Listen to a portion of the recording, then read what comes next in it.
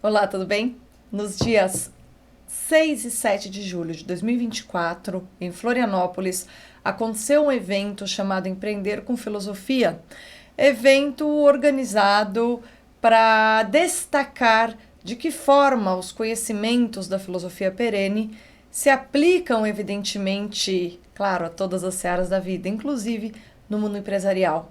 E o assunto de que a gente mais falou ali foi a amizade. Mas eu estava entre pessoas que trabalham com inovação, que trabalham com propostas novas ou simplesmente uma apresentação distinta de algo que sempre existiu, mas que precisa ser, digamos assim, repensado para voltar a significar alguma coisa para as pessoas conforme as mudanças de mentalidade vão acontecendo.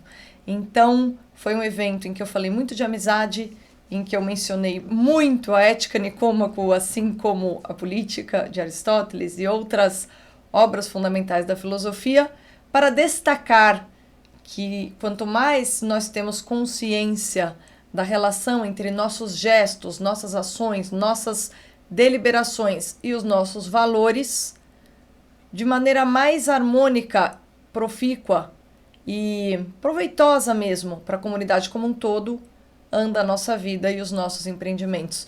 Foi uma experiência fantástica e ali nós tivemos a oportunidade de gravar, inclusive, algumas conversas. E uma dessas conversas você vai poder assistir agora.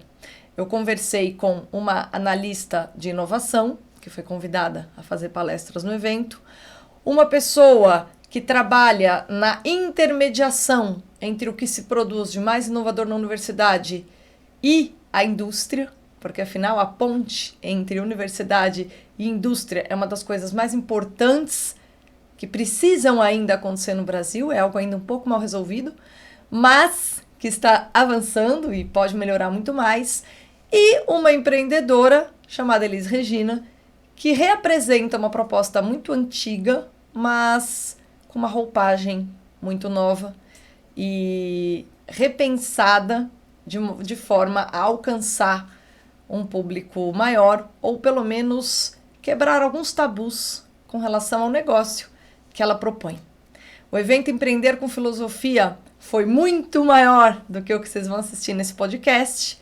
E para você ter uma ideia do quão interessante ele foi, eu vou deixar na descrição desse vídeo o review feito pelo Red Umbrella, que, como vocês estão vendo aqui, foi assim um ponto de contato para que esse evento acontecesse, tanto que vou guardar de recordação essa xícara linda que eu ganhei deles no evento, que contou evidentemente com membros do Red Umbrella em várias palestras, né, que fizeram participações super interessantes.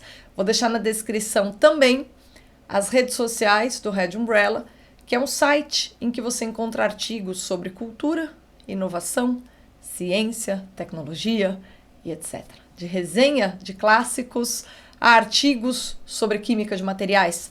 Então você que consegue ter uma visão ampla da cultura e você que entende o quanto a imaginação moral e poética é importante para a inovação científica, certamente vai gostar de acompanhar esse pessoal. Tá tudo na descrição. Aproveite o podcast e não deixe de começar a apreciar os textos publicados no Red Umbrella. Olá pessoal, tudo bem? Sejam todos bem-vindos. Hoje a gente vai ter mais uma edição de um podcast realizado durante o evento Empreender com Filosofia, que aconteceu no mês de julho de 2024 em Florianópolis. E nesse segundo podcast que a gente tem aqui, a gente vai tentar tematizar o segundo tópico de que a gente falou muito no evento, que é vocação, transição de carreira, vocação, auxílio, mentoria em todas as áreas possíveis. E para abrilhantar essa conversa, eu estou aqui com a Renata, que é analista de inovação. E, enfim, a Renata fez muita coisa na vida, tá? Mas vocês vão saber daqui a pouco, tá? Estou aqui com a Elis, que está no momento de transição de carreira e fazendo finalmente algo que ela ama, mas a vocação dela está ainda um pouco em outro lugar, então ela está com o coração dividido nesse momento, né? E com o Diego, que é alguém que tem assim muita experiência em termos de inovação também e mentoria, né, Diego? Então, a primeira coisa que eu gostaria é que cada um contasse um pouquinho da sua história, se apresentasse para o público, né? Resumindo, porque vocês já fizeram muita coisa, para o pessoal ter uma ideia, uma breve ideia de quem são vocês e de que forma vocês têm contribuído aí para que o Brasil ande ou para que as pessoas se reencontrem, aquelas que estão perdidas, né? Começa, Renata, que está num momento especial para essa conversa, né? Começa, gente. Boa tarde, ou bom dia, boa noite, quando vocês estiverem vendo esse podcast. Eu estou muito honrada de estar participando dessa estrutura, porque ele é um ápice de uma construção que eu venho fazendo com o meu parceiro de vida, com o Dalmo, e ele representa muitas coisas que a gente visualizava e não conseguia materializar, né? E o Red Umbrella, ele é meio que um somatório de várias coisas que a gente já fez na vida, né? Falando particularmente de mim, eu comecei uma trajetória como muita gente começa, né? Faz a faculdade, começa uma carreira, mas aí fica meio perdido, sem saber meio o que quer fazer, mas vai fazendo porque ninguém te dá uma direção, mas sempre teve uma coisa de inquietação em mim, né? Eu sempre tive um viés empreendedor, nunca fui de ficar muito de obedecer. Eu sempre gostei mais sempre da parte de comandar e de fazer a coisa acontecer. Eu sempre tive esse perfil. Então, eu muito jovem ainda, tinha 22 anos, eu abri a minha primeira empresa. Eu abri um provedor de internet quando as pessoas não sabiam nem que tinha que ter um telefone para conectar na internet. Anos 90, hein, Renata? 94. 94. Foi muito interessante porque a gente ligou para a Embratel, na época, né, ainda era a empresa pública de telecomunicações, isso foi antes da privatização do Telecom, e a gente pediu para eles o que a gente chama de backbone, né, que é uma conexão maior de internet para poder abrir o nosso negócio. E nem eles tinham isso disponível pra gente. Demorou 8 meses para eles entregarem no escritório o backbone pra gente poder começar o provedor de internet. E foi uma experiência muito gratificante, porque a gente aprendeu muito no processo, não existia formação, não existia profissional, e a gente aprendia tudo estudando nos livros em inglês e nos chats, enfim. Foi uma experiência muito rica, que só acabou porque a gente identificou que a bolha da internet estava para estourar e a gente conseguiu saímos muito bem antes disso, né? E aí depois eu voltei para um mundinho corporativo, fiquei ali, mas nossa, não é isso. E aí em 2003 eu abri uma livraria. Você gosta de transições radicais, né? Eu gosto Você tem que é informação, de alguma forma. Eu gosto de experimentar, né? De inovar. De inovar, né? Eu gosto de assumir o risco, mas desde que ele tenha um pé no chão. Uhum. E isso é uma característica que o próximo passo da minha vida ficou mais claro isso, né? Mas então, para fechar esse arco aí da livraria, também foi uma experiência que eu amava. Acho que se eu puder ter livraria um dia novamente, certamente eu farei isso. Porque o livro físico, ele tem uma mística, e quem gosta de cheirar livro na livraria sabe do que eu estou falando.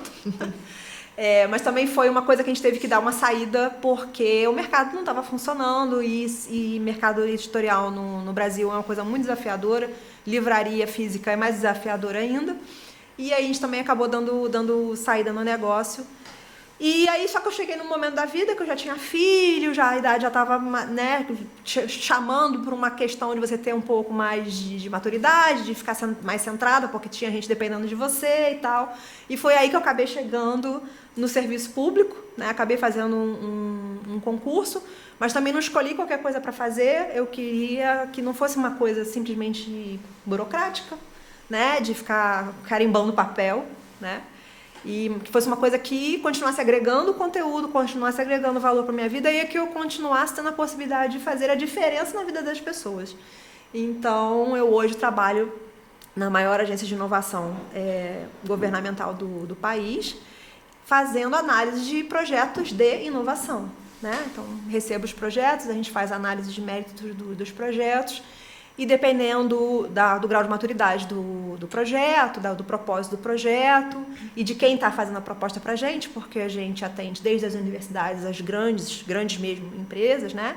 A gente vai entrar com recursos que não são reembolsáveis, né? São a perda de prazo, de vista, né? Ou estão com crédito financiado.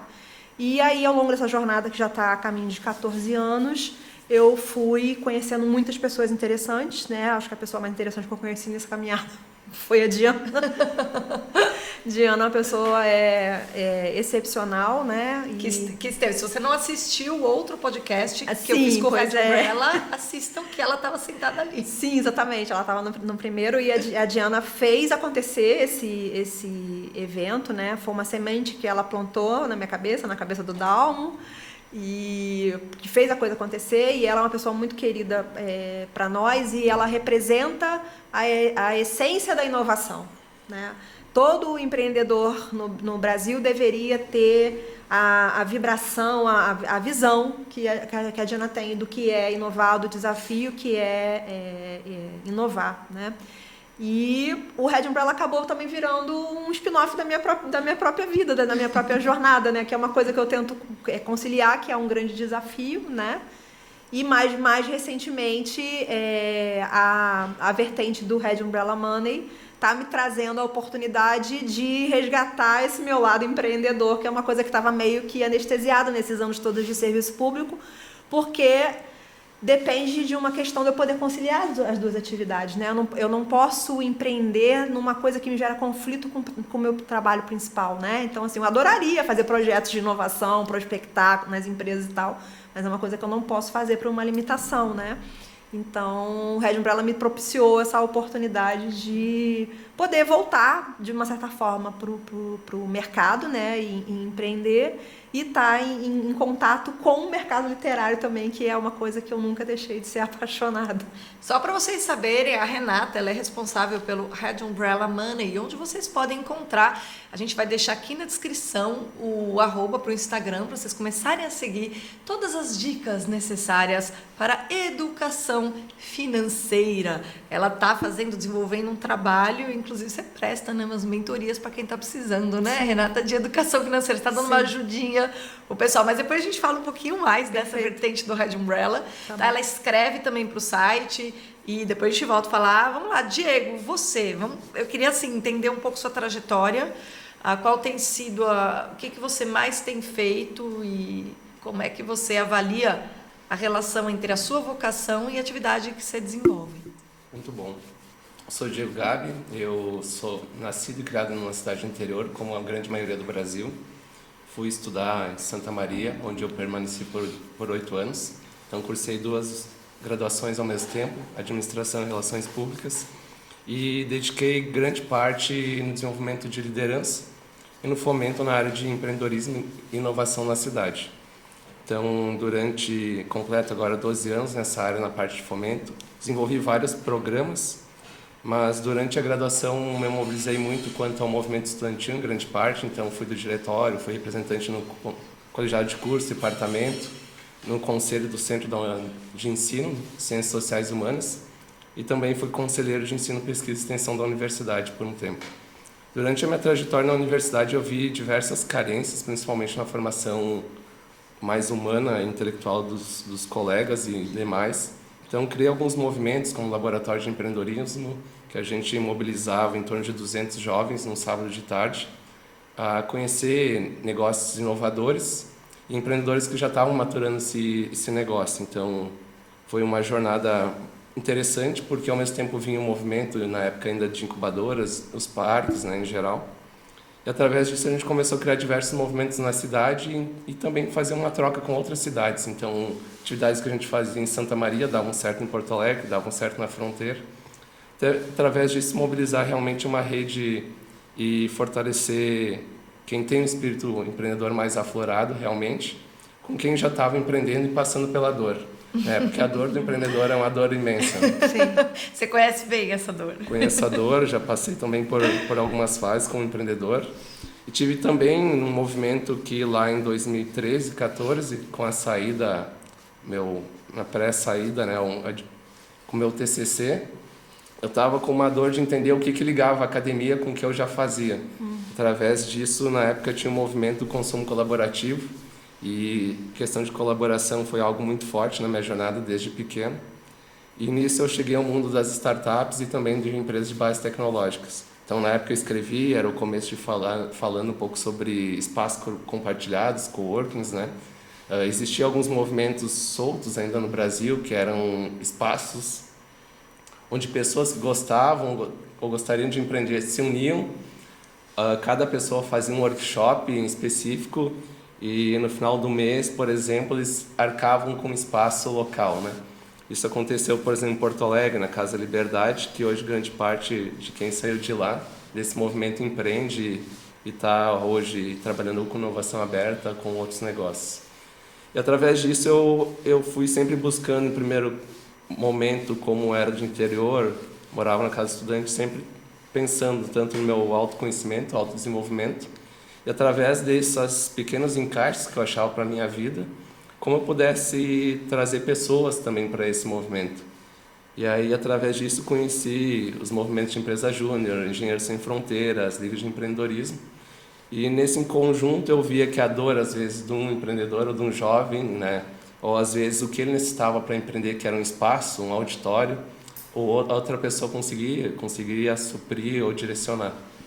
Através disso, eu comecei a rodar um pouco mais dentro do estado através de formações. Na época, fui a Porto Alegre, conheci outros empreendedores e, através deste movimento meu, de outros amigos, a gente criou grupos de mobilização dentro do estado e para fora, em geral.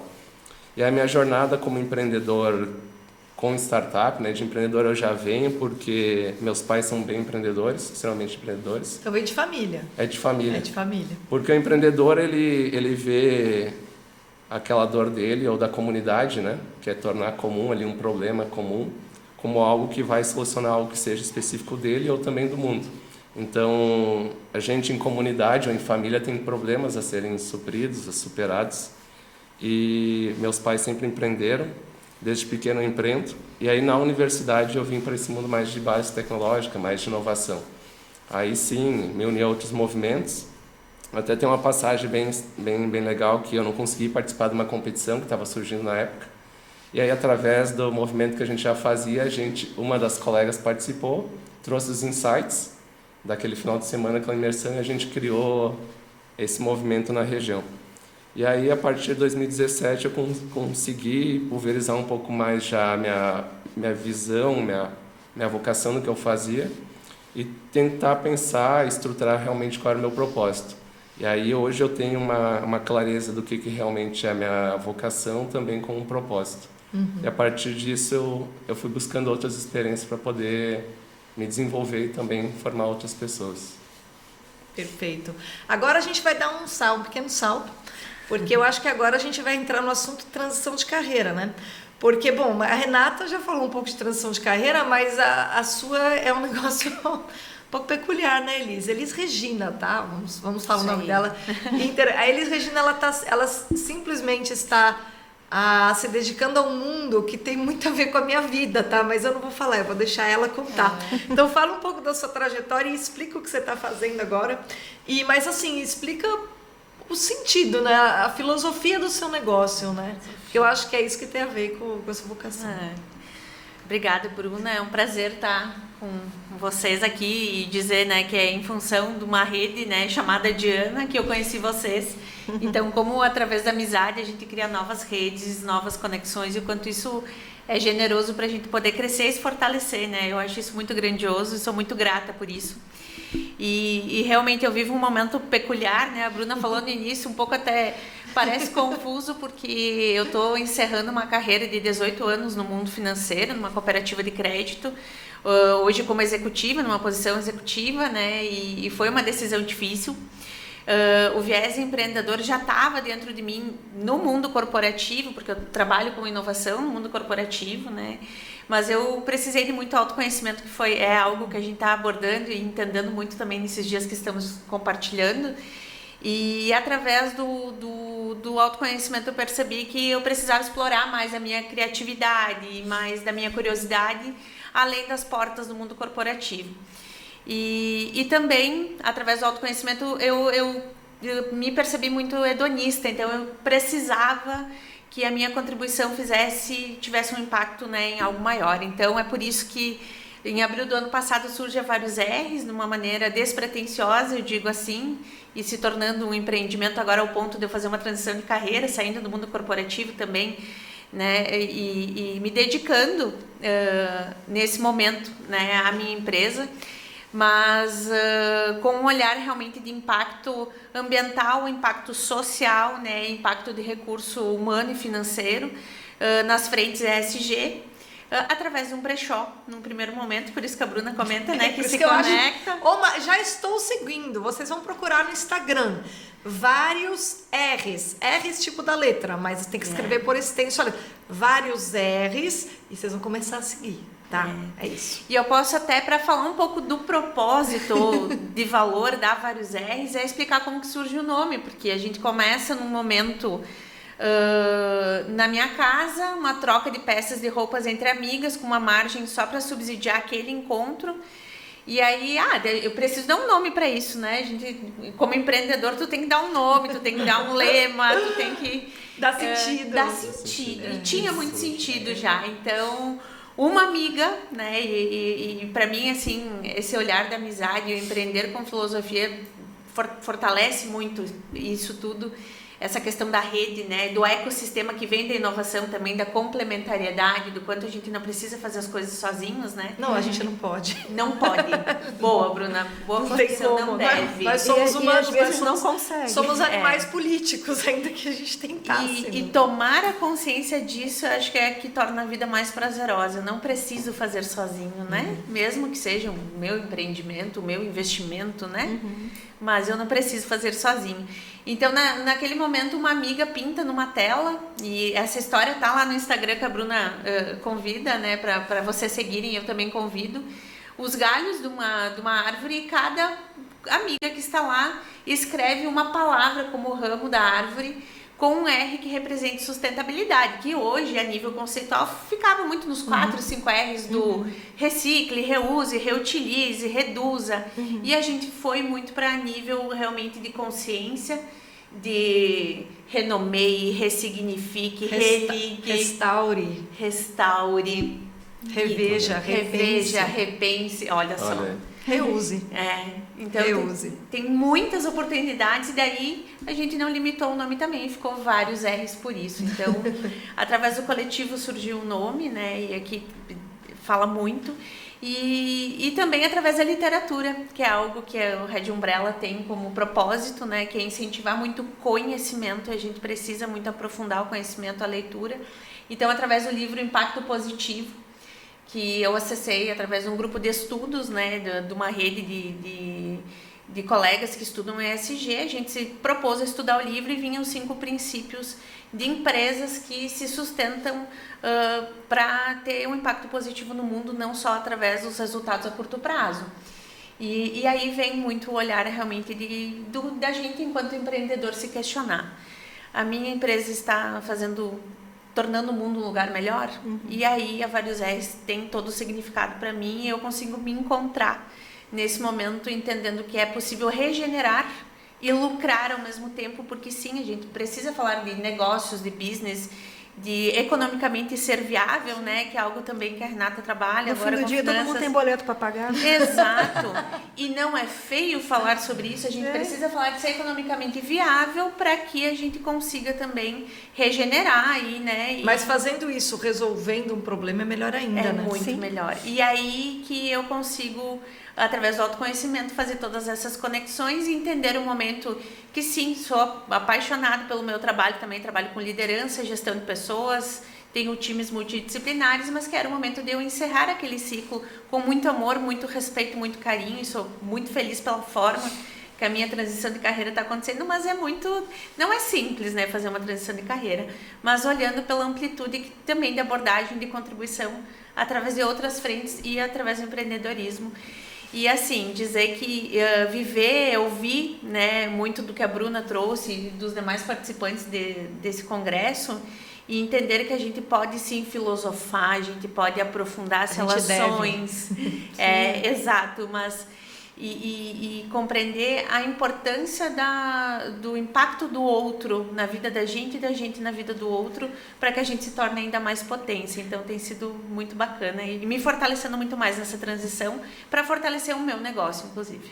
Então, pessoal, mas o que vocês não sabem é que, assim, brechó é algo que a gente tem vários registros, né? A ideia do Vários R's da Elisa é o seguinte: ela recebe coisas das pessoas, ela seleciona, ela faz filantropia com aquilo que não é, digamos assim, que não está no estado de conservação, que realmente dá para ser reutilizado. Vocês têm que entrar para ver, porque é um brechó com um conceito completamente novo. Então, na verdade, o que ela fez foi inovar a ideia do brechó como negócio, né, inserindo esse setor tão tradicional, né?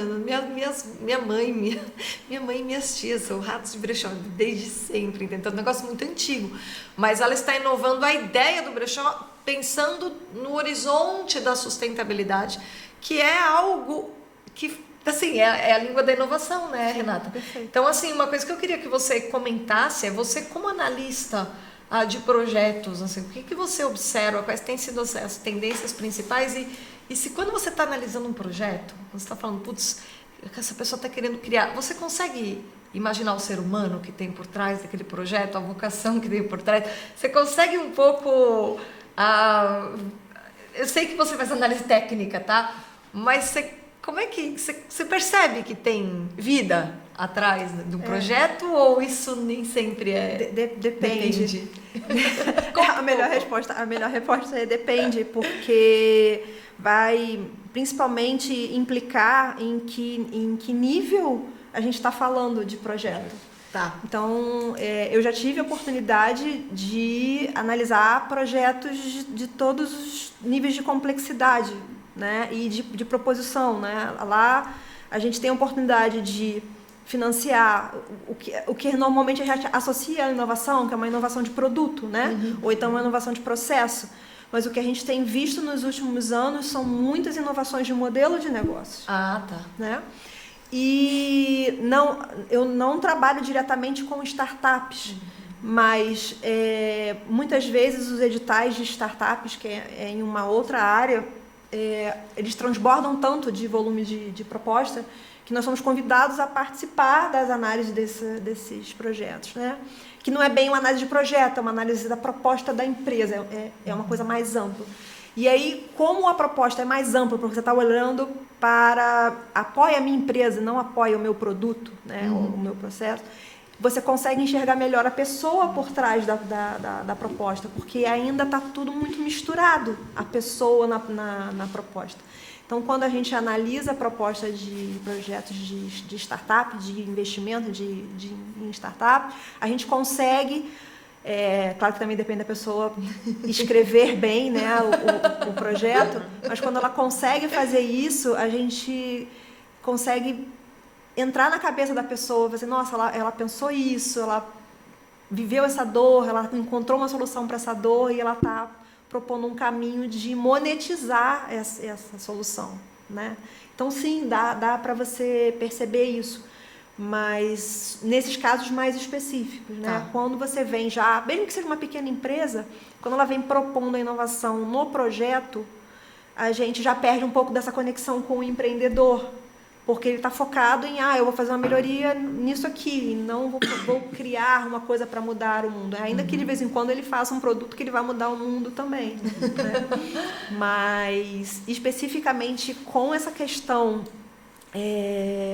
da temática de sustentabilidade, né? Eu tenho a felicidade de trabalhar num departamento que ele é multidisciplinar, a gente fala lá que é o departamento do etc. Né? Tudo que não cabe no agro, na saúde, no TI e tal, não sei o que, deságua no meu departamento. Então, eu tenho projetos da área de química, da área de saneamento e tudo que é de economia circular é no meu departamento. É do seu? Então você entende perfeitamente, Léo, então, o horizonte no qual ela está trabalhando. Exatamente, aí, né? Então eu fico muito feliz de ver que, de maneira geral, nas empresas grandes, a gente vê uma proposta de solução de um problema que ele já tem, que às vezes é até uma demanda regulamentar, né, legal, né? Olha só, meu fulano, agora isso aqui não é mais um rejeito, isso aqui não é mais um efluente, você vai ter que dar um jeito de resolver esse problema aqui. E aí, normalmente, eles resolvem esse problema criando valor em cima daquilo que era um rejeito, né? Quando a gente... Por vezes até um problema que ele mesmo criou, exatamente, né? Normalmente é, né? Exato. Só que aí, em geral, que ele mesmo criou. Só que aí tem que vir um órgão regulamentador, né, para dizer, olha, isso não obrigado, pode mais, agora você precisa resolver, né? A gente tem várias políticas, inclusive daí que nasceu a Política Nacional de Resíduos Sólidos e por aí vai, né? E a questão, só para fechar essa questão aí do universo da reutilização e tal, o que a gente mais vê dentro de startups e pequenos negócios são as inovações em modelos de negócio. Não é simplesmente, isso aqui era um resíduo e eu agora vou botar um pó de pirlim-pim-pim aqui que vai virar um produto maravilhoso. É o modo.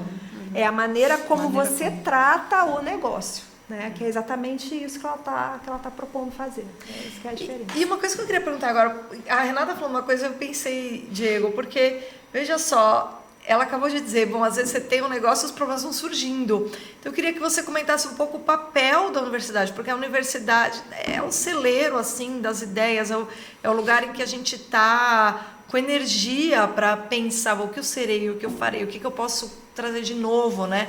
É um ambiente propício, porque é um ambiente onde você tem muitas trocas, muita interlocução, você está em contato com grandes pesquisadores, grandes cientistas. É um lugar, sobretudo no campo da ciência, né? O pessoal critica muito as universidades enquanto ambiente de aprendizado, mas a gente não pode generalizar. No campo das ciências, no campo de áreas técnicas, a gente ainda tem excelência em muitos departamentos e é das universidades que saem, assim, de muitos doutorados que saem grandes projetos de inovação, né? Então, como é que é essa... A universidade não pode estar desligada da sociedade, não pode estar desligada do mundo dos negócios. E eu queria saber como é que você vê, assim, como é que essa ponte acontece, né? De que forma que... Muito bacana. Muitas vezes as soluções vêm de lá, né? Isso, a universidade por si só é a organização mais complexa que existe, né? Ela trabalha com o governo, ela trabalha com a comunidade, ela trabalha com o empreendedor, toda a sociedade como um todo e todos os problemas. Quando a gente olha para a universidade, a gente entende que é um universo de saberes, né? E dentro dela existem as faculdades. Então, todas essas discussões, como elas trazem, né? Como elas se formam para trazer empreendimentos, solucionam como um todo a sociedade. E aí, olhando principalmente para quem está hoje na pós, no doutorado, que já vem com um processo de pesquisa mais maduro, né? Que buscam um fundo de investimento para poder arcar outro momento. Existe uma grande, neste momento ainda, na minha percepção, a gente tem dois movimentos. O primeiro movimento que muitas vezes não existe existe a percepção que existe a solução, mas não se sabe para onde vai. Então, grandes pesquisadores, professores que já estão se aposentando ou se aposentar, não sabem a jornada para trazer isso para o mercado. E o segundo momento, a gente tem professores e educadores que estão despertando também para esse movimento. Então, eles veem de outro lado, ou através de próprio movimento como um todo, ou vai para fora do país, ou vai para outras regiões, uma interlocução, de um exercício de fomentar quem já está nesse processo e construir uma rede. Como a gente conversou, para quem empreende e tem a dor, o grande escopo é estar dentro de um ecossistema. O ecossistema, ele traz para ti coisas que são extremamente agregadoras. Primeiro é o princípio de colaboração. Né? A colaboração ela vai gerar uma conexão e também uma confiança como um todo. Quem você pode confiar, é como você vai compartilhar essas experiências e para onde vai levar. Hoje as universidades em si só, elas estão um pouco distantes dessa realidade de startups, de negócios inovadores. Mas eu tenho visto um movimento muito interessante, principalmente a partir do ano 2016, 2017, que a troca de informação e a formação de insights externos tem auxiliado nessa formação dentro da universidade. Então, esse questionamento tem entrado. Através disso, a gente vê muitos movimentos como a criação de parques tecnológicos, principalmente nos últimos anos, e também de editais que contemplem todo o escopo nacional. Tá. E aí esses editais aproximam as universidades que estão em si só isoladas, né? Não pode, né? Senão ela perde o sentido, né? ela perde sentido. Ela teria o grande papel de fomentar e instigar, né? O aluno ele tem que estar lá com aquela inquietude. É a cabeça que tem que estar pronta para resolver o problema. Assim. E aí falta essa conexão, esse elo. E muitas vezes ele vai, como empreendedor, realmente encontrar esse insight com outra pessoa. Hoje a internet aproxima, né? E como aproxima, tem o ditado: a proximidade aproxima, a distância distancia, né? Então, conhecendo outro empreendedor, ele tem um contato, ele consegue ir num evento, ele consegue trocar uma informação. E aí, através disso, uma carência, né, que eu vejo nas universidades é todos os cérebros, os grandes pensadores ou as pessoas que questionaram muito e hoje estão no meio empresarial, ou estão empreendendo, ou estão mudando a realidade, parece que tem um grande gap, uma grande distância. Aonde estão os alunos, os egressos, puxando ou fazendo essa atração? Exatamente. Essa é uma boa pergunta. Eu acho que a grande quebra em si, porque as universidades em si formaram todo o nosso sistema educacional, todo o empresarial, toda a comunidade como si só, porém não tem esse elo. E aí, de um lado, está o empresário com uma necessidade que ele tem uma dor gigantesca que ele quer solucionar rapidamente, e do outro tem toda a parte de gestão universitária que é extremamente lenta. E é engraçado, porque nos Estados Unidos, por exemplo, a gente vê que os egressos das grandes universidades se tornam doadores, né? Esse ciclo, ele funciona lá, né? Aqui a gente precisa... o Brasil é um país um pouco complicado, né? As pessoas às vezes veem a universidade como um trampolim para ganhar dinheiro depois, arrumar, dar um jeito na vida e trabalhar. E não é bem isso, né? A gente tem que estar permanentemente em contato, a gente tem que praticar a inovação da nossa vida. A gente tem que o tempo todo estar repensando, relembrando quem nós fomos, para entender para onde nós iremos, né? Então, alguém que viveu isso na universidade não pode simplesmente perder o vínculo, né? É algo, enfim, que talvez a gente tenha que reaprender. E aqui tem um ponto bem importante para complementar o Diego até, que é a questão da aplicabilidade, né? Porque a gente, na universidade, e eu também venho da academia de administração, depois acabei fazendo direito, mas a gente aprende muito, ouve, né? Mas a gente não vive aquilo na prática. É um erro isso. E só até complementando um pouco do meu depoimento com a Vários R's, eu trabalhava com inovação, eu falava disso a nível corporativo, mas eu tinha muito essa inquietude de não viver o empreendedorismo na prática ou aplicar essa questão da própria sustentabilidade. Então, esse é um ponto que a gente também tem um papel de incentivar os jovens que estão vindo, estão próximos de nós, né? De não só absorver tanto conhecimento, ou de ouvir tanto, ou ler tanto, mas como eles transformam isso em minimamente algo que a gente consiga aplicar no seu dia a dia, ou transformar, né? E que transborde além do livro, que é um pouco do que a gente vive nesse evento também, né? Concretizar as coisas. Concretizar, materializar, aplicar as coisas. Saber aplicar, por exemplo, estudante de ciências sociais humanas, administração, contábeis, economia, conhecimento dele das primeiras disciplinas, os 3 primeiros semestres ajudaria muito a muitos negócios. Exato. Com certeza, né? É engraçado que você sabe que, embora eu tenha feito faculdade de filosofia, uma das razões pelas quais eu mais me incomodava com o ecossistema universitário era a falta de ponte. Eu sempre quis trabalhar com o público geral, eu sempre quis ser uma divulgadora de cultura, desde muito mocinha.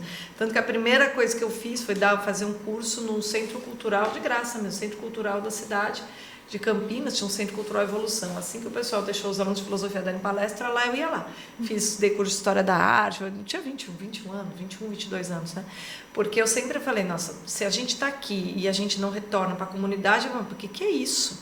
Pô, a sociedade toda que sustenta, isso aqui é o mínimo que a gente tem que fazer o conhecimento circular, né?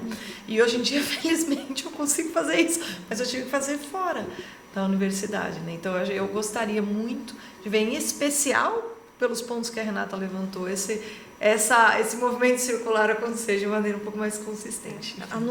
Só para complementar isso, no governo a gente sente essa dor também, né? É na outra ponta, porque a gente percebe que a indústria não conversa com a academia. Como é que é isso, hein, Renata? É triste, porque a gente sabe que tem mentes brilhantes na academia, né, que estão ali desenvolvendo pesquisas de ponta, mas é o que você falou. Chega no final do desenvolvimento daquilo, publicou o paper, mas e agora? Né?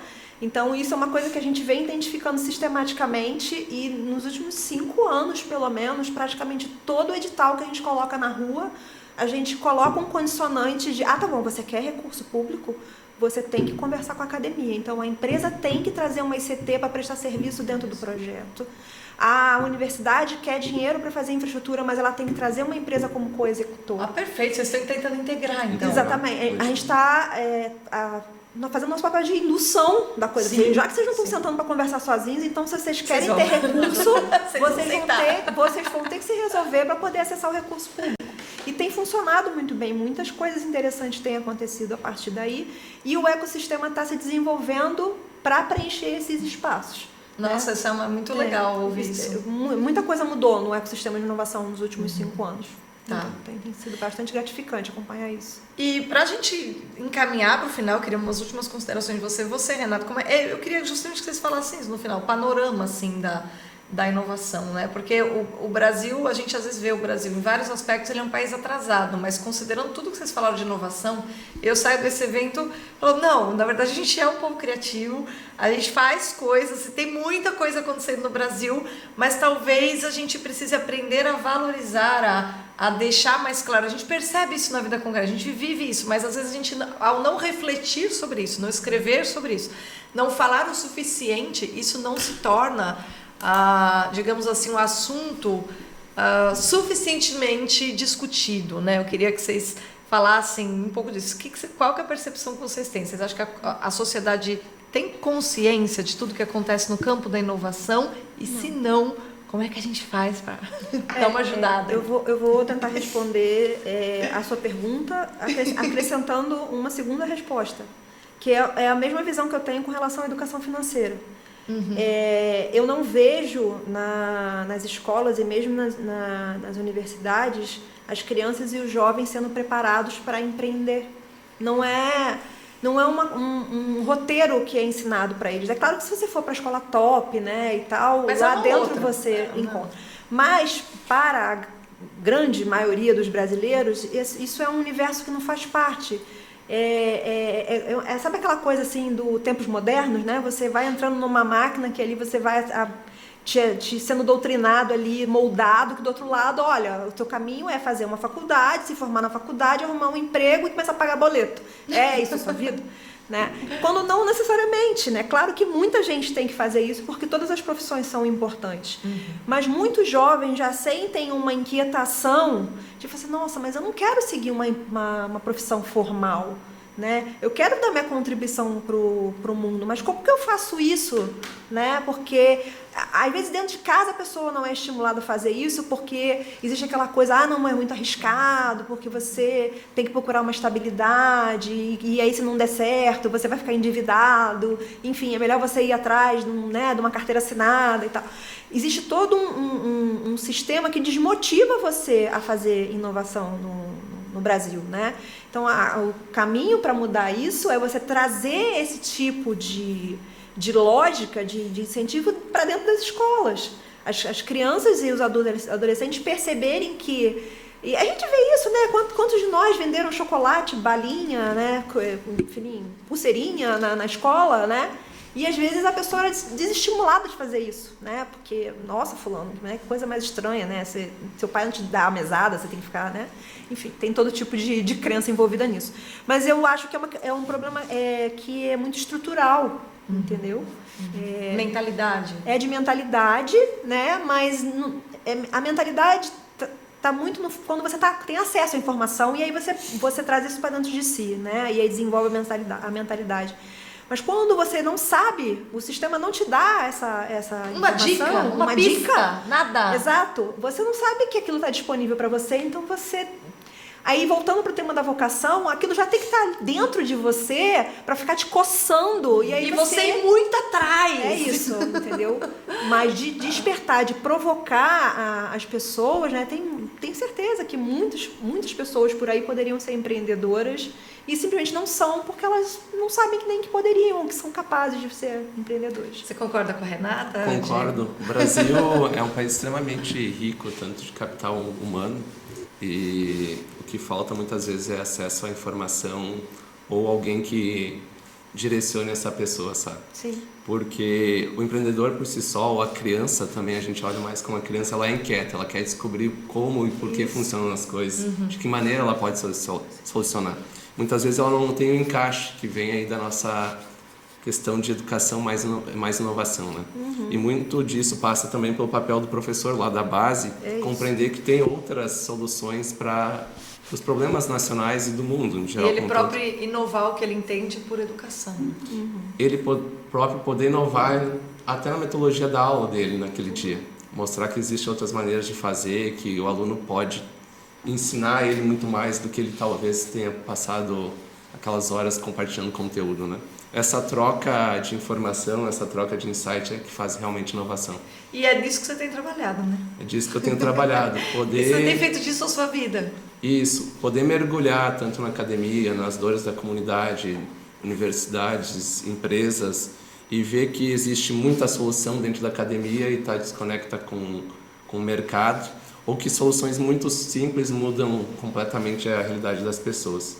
Então, tudo passa pela educação, e a educação passa pela filosofia de certa forma. Então, o empreendedor, ele é um grande filósofo, e como está a palavra em si só, né? Ele sabe que ele vai passar pelo grande processo de dor também. Sim.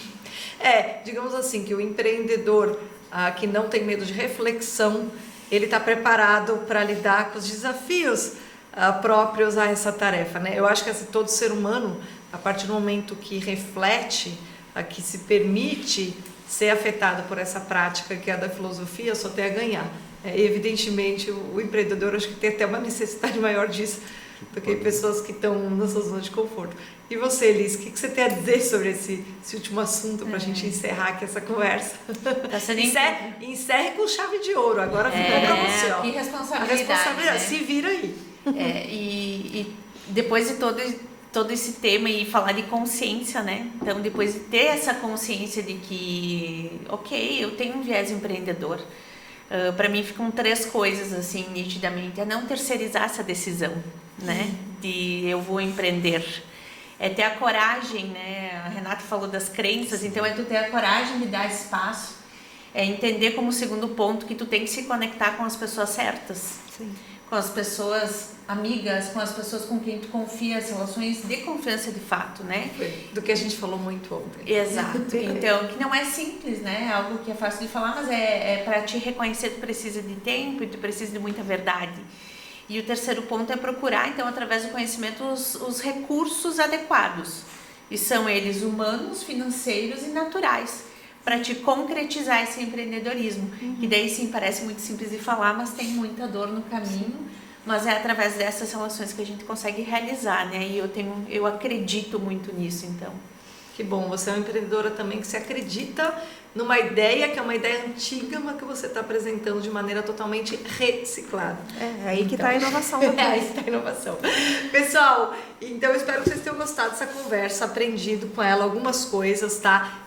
Sigam aí o brechó da Elis, vários R's. Sigam a Renata, na verdade sigam o Red Umbrella Money, que vocês vão ter acesso a todas as dicas da Renata sobre educação financeira. Sigam também o Red Umbrella, se vocês não seguem ainda, acessem o site, leiam as resenhas e todo o material que está por lá. Vocês vão encontrar desde ciência, desde tipo astrobiologia até filosofia, tá ali o universo de assuntos que eles abordam é amplo. Espero que vocês tenham gostado e espero que a gente tenha uma segunda edição do evento em breve para a gente ter mais conversas como essa. Para mim foi um prazer ter conhecido todos vocês. Obrigada. Tchau, gente.